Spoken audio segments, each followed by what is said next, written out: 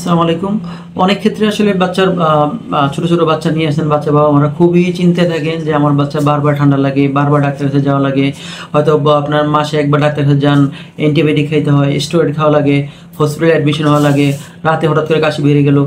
তো এই সমস্যাগুলো কিসে থেকে হলো এবং এটার থেকে পরিত্রাণের উপায় কি? তো খেয়াল রাখবেন হচ্ছে কি, এরকম যদি বারবার অ্যাটাক হয় তো কখন বুঝবেন যে আসলে বাচ্চা আপনার অ্যাজমা হয়েছে।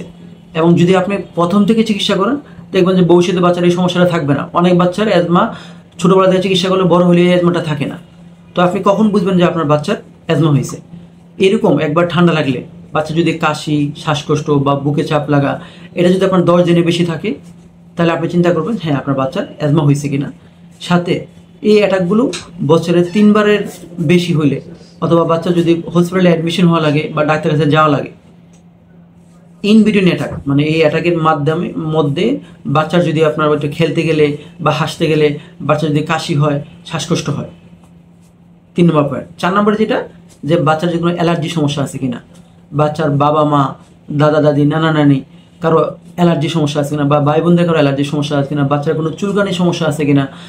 যদি থাকে, এই সবগুলো যদি থাকে, তাহলে আমরা চিন্তা করবো যে হ্যাঁ আপনার বাচ্চার অ্যাজমা কিনা। এবং আপনি যদি মানে অতি দ্রুত চিকিৎসা করেন, তাহলে হবে কি যে বারবার ডাক্তারের কাছে আসা লাগবে না, আপনার বারবার হসপিটালে অ্যাডমিশনও করা লাগবে না। আর সবচেয়ে বড় কথা হচ্ছে, বাচ্চার ফুসফুস আপনার 25 বছর পর্যন্ত আস্তে আস্তে ডেভেলপ করে, জন্মের পরপরই ফুসফুসটা পুরোপুরি ডেভেলপ করে না।